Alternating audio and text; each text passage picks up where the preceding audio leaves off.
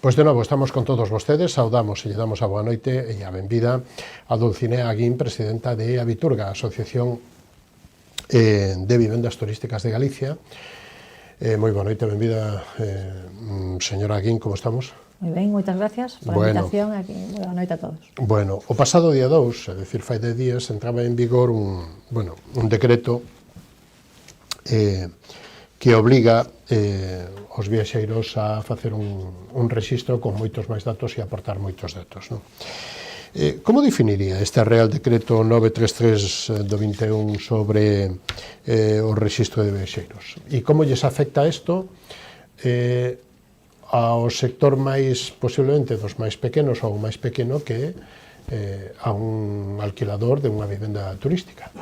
Bueno, afectalle moito. Primeiro, non temos que esquecer que é un decreto que o parto foi un embarazo de uns cuantos anos, é dicir, vamos con prórroga de que se iba a poñer en funcionamento, e a realidade é que entrou en vigor o día 2 de decembro, pero xa se caeu o mesmo día a plataforma, un montón de problemas e incidencias, é dicir, que todos eses parches e todas esas prórrogas que se viñeron durante estes 2 últimos anos aprazando, ao final, bueno, a realidade é que demostrou que realmente non está preparada para recibir toda esta loquería. Na propia plataforma que é do Ministerio de Interior, non? Exactamente, non está preparada para recibir todo tipo de locura.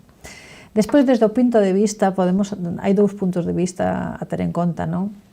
É dicir, esta é unha obriga que é para todos os profesionais ou persoas que teñen algún tipo de aloxamento, é dicir, para as pernotas, é dicir, calquer usuario, e tamén para os usuarios de automóviles, de vehículos, de alquiler. Aluguer. De aluguer. Entón, por un lado temos o usuario final, que ten que contar toda a súa vida prácticamente para a hora de viaxar ou de estar nun establecemento ou nunha vivenda, e por outro lado, pois tamén se esquecen que hai unha parte moi importante de persoas, en este caso eu falo desde o meu punto de vista de propietarios de vivendas de uso turístico que non son tecnolóxicos. É dicir, todo hai que facelo por internet, todavía non se dan conta, pois creo que non coñecen as estadísticas que hai da media de idade que hai neste país, das persoas que hai neste país que non son digitais. E mesmo nós, en breve tamén seremos bastante analfabetos digitais, porque nós a día de hoxe non manexamos os móviles como nosos fillos. Entre outra cousa, porque non nacemos na mesma idade. E creo que, honestamente, todas as administracións, desde as máis cercanas hasta as máis lexanas, olvídanse dese problema grande que temos de que a sociedade non é tecnolóxica. E, sobre todo, é todavía máis triste aínda cando aínda hai zonas, por exemplo, xa que estamos nos Salnés, que aínda non teñen nin internet, pero temos que facer todo por internet, é dicir, non temos o medio, pero temos que facelo todo por internet.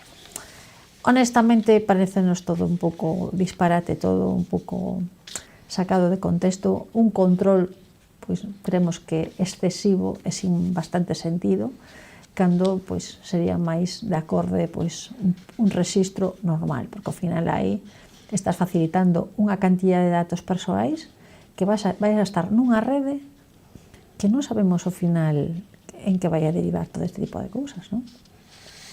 É que, digamos que xera medo non só para os digamos que establecementos de aloxamento, porque si calquera veciño lle solicita ahora unha pernotación nunha das súas vivendas, vostede ten que recoller todos os datos, está exposta a sanción se non o fai, pero se eu quixera aloxarme ou pernotar nunha das súas vivendas, tamén estou preocupado pola cantidad de datos que lle teño que dar e que estaría preocupado por calquer problema de seguridade que teñan esos datos. Correcto, é que esa é a realidade que estamos pedindo, é dicir, bueno, hai 2 formas de comunicar, non? Hai 2 formas, é dicir, desde o momento, é dicir, que se vostede aluga unha vivenda a través dunha plataforma, dunha OTA, pois a plataforma é a que ten a obriga dese primeiro envío de información desa reserva de comunicala. A obriga do propietario é no momento que vostede vai ocupar esa vivenda. claro, aí van moitos datos, é dicir, como a lúa, cunha tarxeta, con un número de conta bancaria, con un montón de cousas, que, bueno, eso vai nunha plataforma que está na Pero nube. que hasta ahora non era necesario eso. No, isto é das modificacións que ten Claro. este decreto, non? E en base a eso, é dicir, todos os españoles temos un carné de identidade. Claro. Donde está toda a nosa historia, donde a policía e calquera forza do Seguridade do Estado ou Hacienda ou Facenda ten todos os datos Pero que Facenda se os ten. Desde o momento en que nos alugamos mediante unha plataforma, sai un cruce de datos. É dicir, E un DNI. Sai unha obriga, as plataformas teñen obriga de comunicar pois canto diñeiro nos retribuíron en este caso aos propietarios das vivendas. Entonces, desde o noso punto de vista, primeiro, é unha locura, un disparate, podémoslo decir, porque ademais é un abuso e ademais é respecto a outras actividades ou outros negocios, dicir, cal é a diferencia? Dicir, porque eu podo viaxar porque teño que dar toda esa información cando realmente en outro tipo de negocios non o faz, non? Ou de compras. Ou de compras, é dicir, ao final é un agravio comparativo, pero, bueno, desde o noso punto de vista está claro, non é un control, non sabemos moi ben a onde nos vai a levar este control ou se realmente cal é o fin objetivo. O que sí está claro é que eso vai a xenerar, por un lado, unha inseguridade no usuario, unha inseguridade no propietario e ao mesmo tempo no propietario, en este caso, ou en calquer profesional do sector turístico, xa non nos chega coa cantidad de burocracia que temos que hai que poñerlle unha pouca máis. E despois hai que partir do feito de que non todo o mundo ten os coñecementos para facelo e ten que acudir a un terceiro ou un cuarto correspondente coste económico. Entonces, bueno, esta é a realidade na que estamos sometidos, pero non é únicamente no turismo. Hai momentos, aquí unha persoa do viño que podemos coller a calquer viticultor da nosa zona que se ten a arrancar a viña ten que pedir un permiso por internet, se a vai a poñer tamén ten que pedir outro permiso por internet, se tu vai facer unha estadística, é dicir, ao final estamos todos burócratas, non? Está todo burocratizado que ao final dices, bueno, é que me leva máis tempo facer os papeles que todo o traballo que realmente que teño que facer, non? Sí, o que pasa que aquí, digamos, aquí hai, é dicir, o dar o número de teléfono fixo o móvil, os fixos agora supoño que deben de ser os mínimos, non? Claro. Ou temas de, digamos que de edad ou de enseñar o DNI, pero eso xa se fixo sempre, non? Número de DNI, fecha de expedición, número de apellidos, fecha de caducidade, de orixen, número de persoas, de data, de que data. Eso eso xera unha obriga.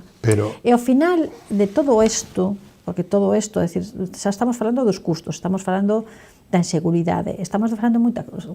Estamos obviando tamén unha parte importante, que é esa sensación dese malestar que vai ocasionar.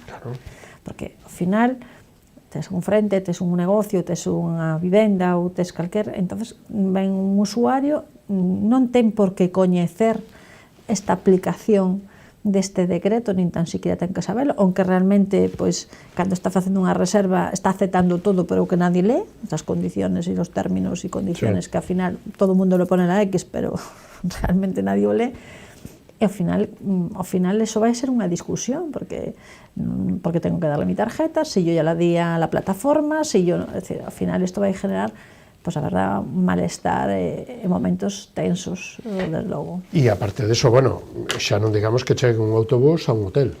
Bueno, eso estamos vendo estos días. 50, 60 personas esperando, sí. Porque o hotel tampouco ten por que ter 10 recepcionistas. E que ao final isto o que está generando é un custo, é un gasto tremendo. Que ao final que dicirmos, no, e se isto leva 10 minutos aportar os datos ou 5 minutos e comprobar o número de conta e que o número de conta este ben e leválo na man ou leválo no móvil ou aportar todo isto ou non sei que ou aquí que poño ou aquí que tal, eso é unha locura. Hai algunha posibilidad de recurrir este decreto e que isto quede sin...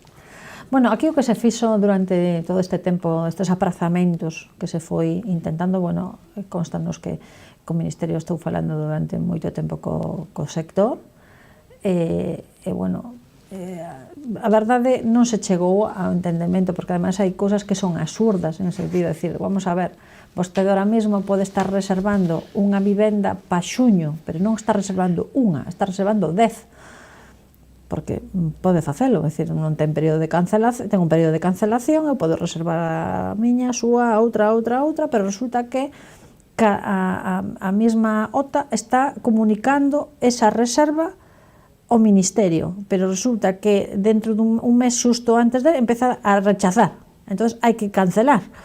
Entón hai que facer, é dicir, por un lado a plataforma se comunicou, pero resulta que despois vostedes non vai a esa vivenda que das 10 só escolle unha e resulta que hai que rexeitar as outras, non? É dicir, vamos a ver, sempre os datos se recolleron para o momento de que a persona iba a pernotar, non? O futuro xa sabremos o que pasa, sabemos en el presente, pero cantas o futuro... veces se pode, cantas veces hai que cancelar por causa de forza mayor. Efectivamente, entonces, é dicir, a obriga que tiñamos hasta ahora é que 24 horas desde que a persoa pernota nunha vivenda, neste caso, era a obriga de comunicar. Ahora non, é dicir, ahora son 2 envíos, primeiro desde a reserva e despois os viaxeiros que se aloxan cando se van a aloxar, non? Explique un pouquiño para a audiencia e para, lóxicamente, pois tamén para o sector, que ven sendo a plataforma SES.hospedajes. Bueno, é unha plataforma que pon en funcionamento o Ministerio do Interior, que o que ven é anular, é dicir, anteriormente tiñamos a obriga de comunicar os huéspedes que se aloxaban nos nosos negocios, ven de 2 maneiras. Nas capitais, pois facíase a través da aplicación da Policía Nacional, ou nos concellos medianamente grandes, e nos outros facíase a través de, neste caso, da Garda Civil, non? Entonces teñemos, había que chamábase hospederías, entonces, bueno, teníamos un código de usuario e contraseña, cada un dos propietarios e metíamos os datos. Bueno, ahora o que se fixo é que eso elimínase completamente e o que se pretende unificar, ¿no? Unificar, eliminar esas 2 plataformas e unifícase nas ex hospedases. Entonces aí, bueno, pues este é un saco, ¿no? Un saco aí donde, o que lle decía, é dicir, unha parte dos datos que se emitíamos mantéñese, nomes, apellidos, DNI, o normal, pero temos 2 envíos, o que decíamos, ¿no? Si vostede ahora mismo reserva directamente un propietario para agosto, pois ten a obriga xa de comunicar ese primeiro envío da persoa que lle reservou, o número de contrato, como reserva, nome, apellidos, e despois, no momento en que se acerca agosto, vai a vir, é dicir, a data, entonces ten que comunicar todos os huéspedes que van a ir con esa reserva. É dicir, se esa reserva un señor que reservou 5 persoas, pois entonces ten a obriga, despois aí sai, é dicir, se son menores de edad, xa ten que poñer os datos de parentesco, xa ten que poñer como pagou, se paga por tarxeta, cal é o número da tarxeta, se paga por transferencia, cal é o número do banco, e, bueno, todos os datos que realmente hasta agora non se facían, non? Claro, todos máis ou menos somos conscientes de que nunha cadena hoteleira das grandes, por decirlo de alguna xeito, pois como cando imos ao banco, pois nos fiamos un pouco do entramado, digamos que de software que teña, non? E que confiamos neles, non? E que incluso nos teñen os datos guardados e bienvenida señora Dulcinea, non sei que non sei cuánto, perfecto. Pero que pasa cos hoteles pequeniños? Que pasa coas casas, cos vivendas de uso turístico? Que pasa cun camping? Bueno, que pasa con calquer outro sistema de aluguer que haxa? Bueno, ahora mesmo, primeiro, para darse de alta en SES hospedaxes, é dicir, un propietario de un negocio ou dunha vivenda, obligatoriamente ten que ter unha identificación digital, ou ben que ten que dispoñer do certificado digital, ou ten que ter a chave. Entonces, con eso é como se pode dar de alta en SES hospedaxes, é dicir, non é coller unha libreta e anotar nunha libreta, non?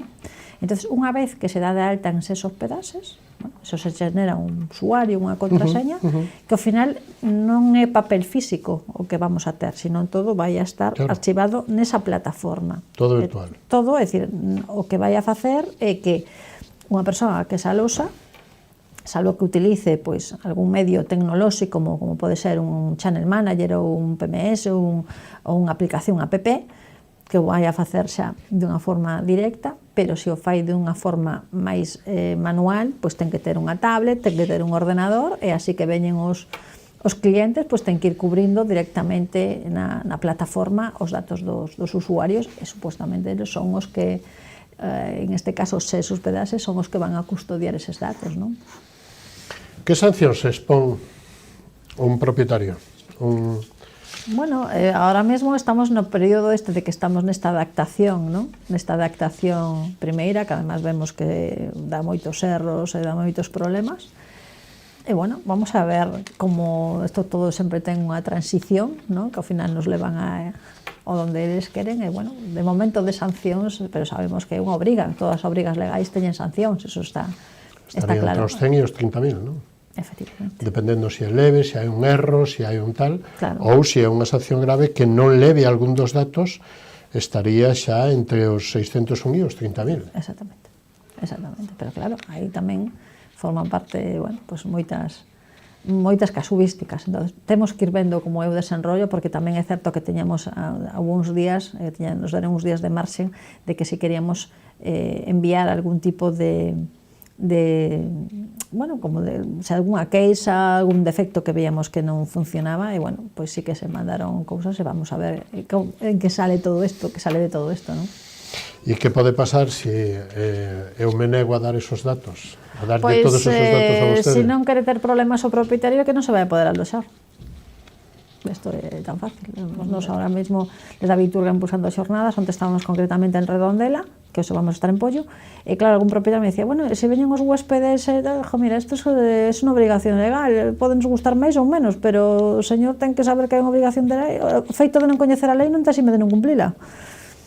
Entón, como propietario, tes que exixir eses datos. Se a persona que ven non o quere facilitar, se ven a través dunha plataforma, pois tendrá que poñer en coñecemento a plataforma de que o señor non quere aportar eses datos. Entón, tendrá que... Vaya líos, non? Tendrá que rexeitar esa reserva. Vaya líos. Moi grandes. Vaya líos, porque ademais habrá casos con boa fe donde hai moita amistade todos os anos, non? Sí, pero, bueno, ahora mismo eso está un pouco xa no olvido, non? Como está? Repasamos os datos de Aviturga.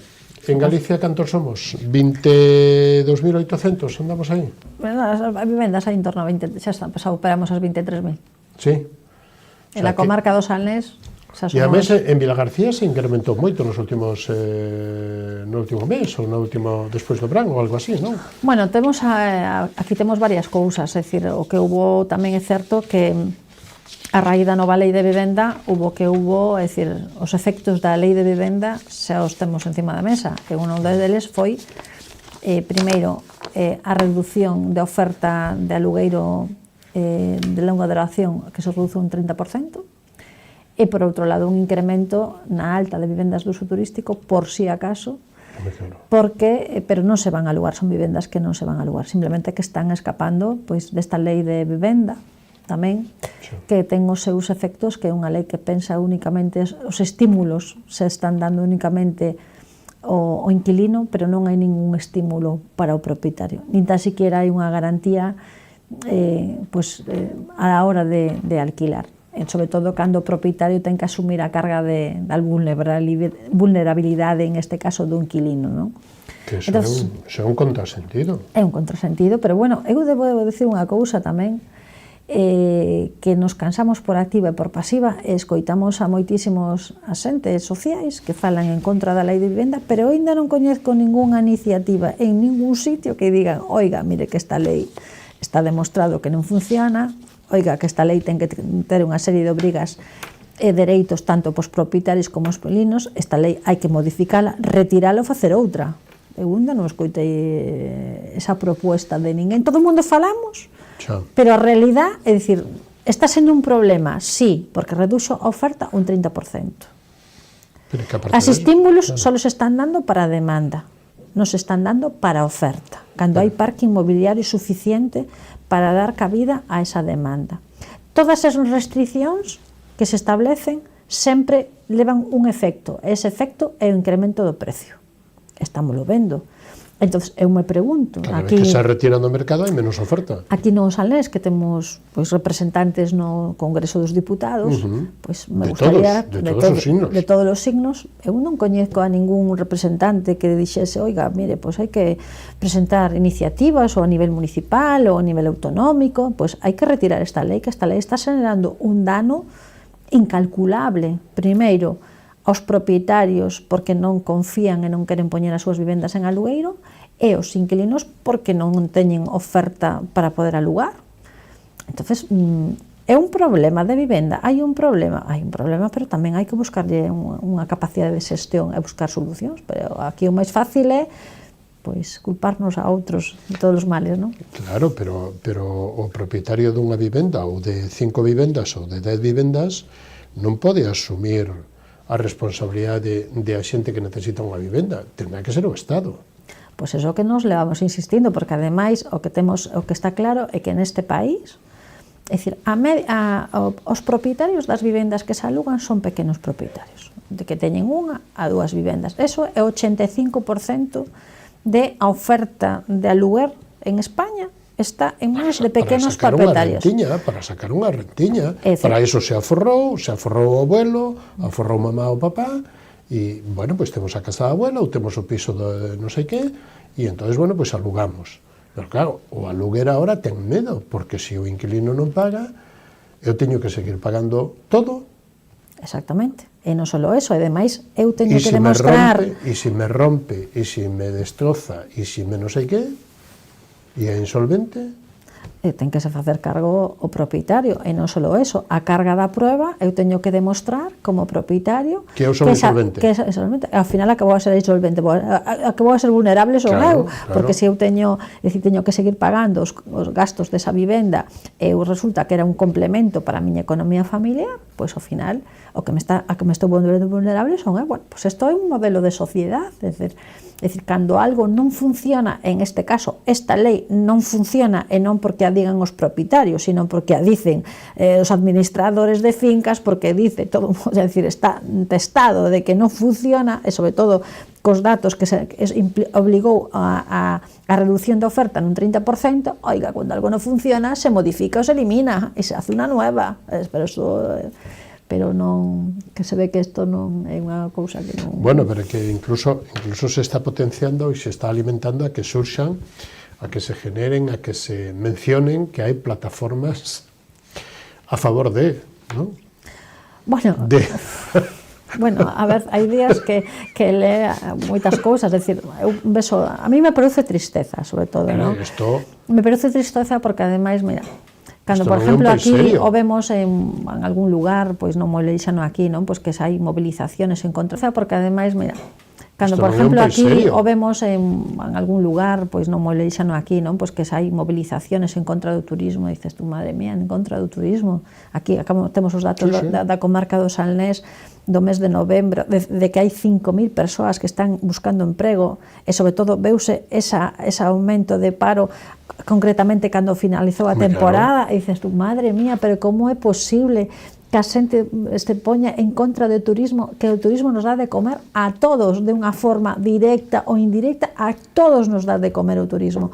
Entón, pero ao final, bueno, pues son mantras que quedan aí, non? De que turistas fora, dices tú, madre mía, pero isto como pode ser? Eu non só estou pensando en concellos de costa, ahora mismo, pues aquí no Salnés, que temos en torno a 6.000 vivendas de uso turístico, era impensable hai non moito tempo que as vivendas que estuvesen en Meis, que estuvesen en Ribadumia, que estuvesen en Meaño, é dicir, que estuvesen en concellos do interior, sempre estaba máis unido a concellos de costa, Sanxenxo, Grove, pero claro, e agora mismo, pois que alegría, non? É dicir, que alegría que unha persoa poda aluxarse pois en Meis, en Meaño, en Ribadumia, pois con casas espectaculares, estupendas, e sobre todo porque están poñendo en valor todo ese encanto que ten esas zonas, non? O territorio, a nosa zona. E non só eso, é dicir, o que tamén temos que valorar, é dicir, cantos pois negocios funcionan a raíz desas pernotacións. A xente que ven aquí ten que comer, ten que beber, ten que comprar.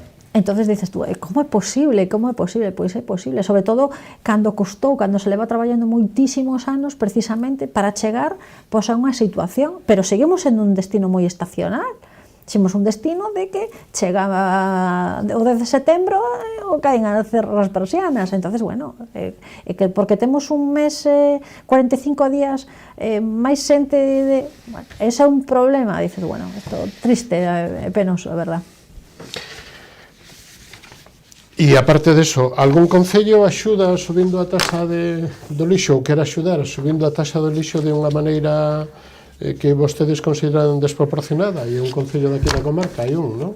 Bueno, ahora mesmo temos un concello que concretamente o máis pequeno, a Illa de Arousa, que é a Illa de Arousa, que é un concello que ten 5.000 habitantes ou próximo, anda sempre aí, está aí nese marxen, sempre anda aí no marxen, un poquinho para diante, un poquinho para atrás.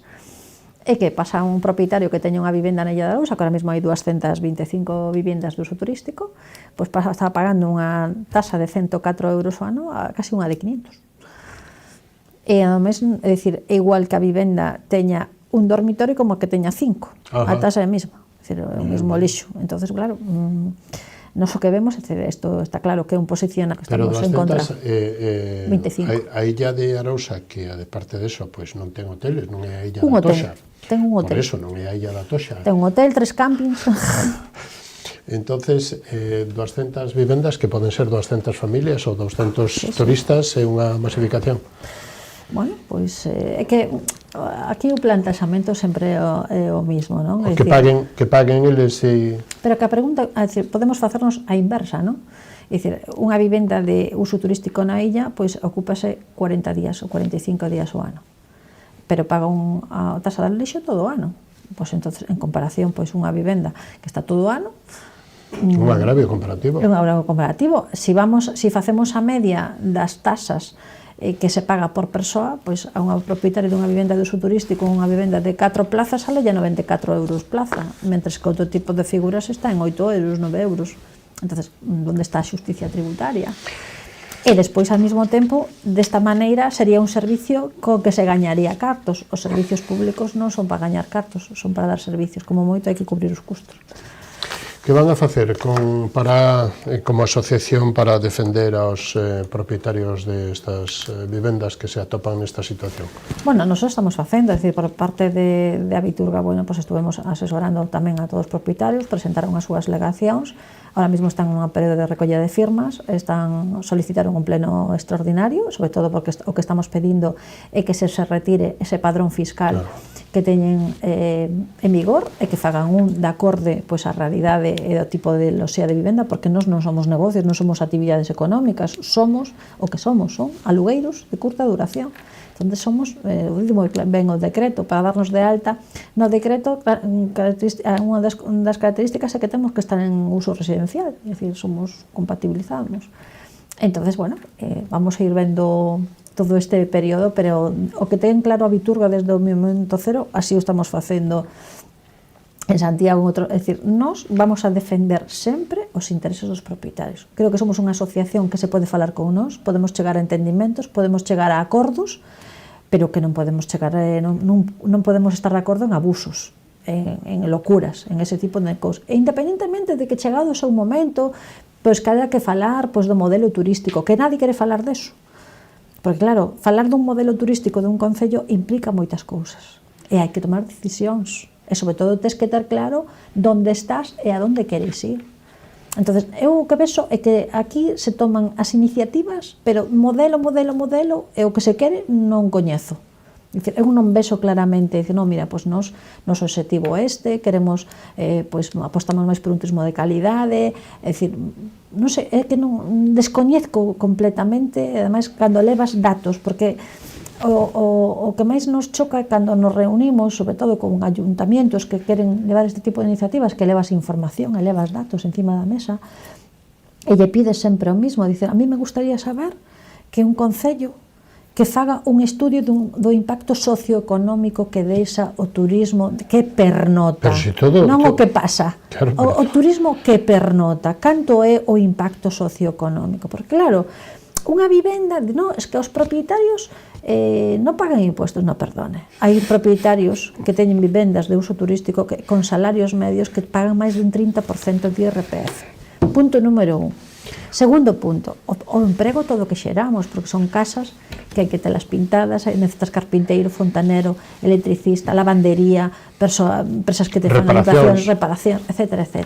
E despois já non digo os guías turísticos que somos, recomendando onde comer, onde santar, onde comprar, todo eso. O que beneficia o entorno. A mí o que me gustaría é que realmente as administracións que teñen estas capacidades e teñen que presentasen esos datos. E saben por que non o fan? Porque non interesa. Temos que rematar. Última reflexión, a que queira. Diga o que queira ou...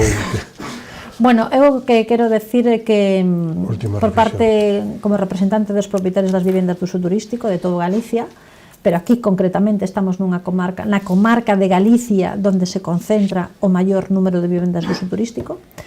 Estou pensando en todos os veciños e propietarios que levan moitos anos pois poñendo a disposición súas vivendas para acoller esas persoas, esas familias que moitas levan moitos anos vindo, que nos costou moito poñer en valor o que Galicia e que cheguen aquí, porque para vir a Galicia hai que vir a propósito, non é dicir, onde estamos situados geográficamente hai que vir por algo, que nos costou moito que a xente veña porque temos gastronomía, non temos nada que envidiar a ningunha comunidade do resto de España, non temos nada que envidiar porque temos de todo, é estupendo, e que sobre todo, pois eso, que sigamos manteñendo eso, que non nos enfrentemos os uns aos outros, porque ao final o que estamos vendo é que esas restriccións que poñemos nas comunidades de propietarios ou queremos poñer nas comunidades de propietarios ou eses enfrentamentos o que está generando é un malestar entre os propios veciños que nos coñecemos de toda a vida. E miren, para 4 días que estamos aquí hai que facer as cousas medianamente ordenadas que ao final beneficia a todos. Vecina Aguín, foi un placer contar con vostede nesta edición de Falemos. Moitísimas gracias a vostedes por acordarse sempre de nós. Bon Nadal e feliz ano. Bon Nadal, feliz ano a todos os oyentes e, bueno, para o 2025 esperamos ter moitos turistas para esta zona. Ojalá sea así, ojalá sea así. Hasta unha vindeira ocasión. Isto foi todo o que nos deu de si esta edición de Falemos con Dulcinea Aguín, presidenta de Beturga, con Ramón Huidobro, secretario xeral do Consello Regulador da Denominación de Orixe dos Viños Rías Baixas, e con Alberto Varela, alcalde de Villagarcía. A semana que ven máis e mellor se é posible. Moitísimas gracias por estar aí. Esperemos que haya sido do seu interés. Moi boa noite e hasta a semana que ven. Saúdos, gracias.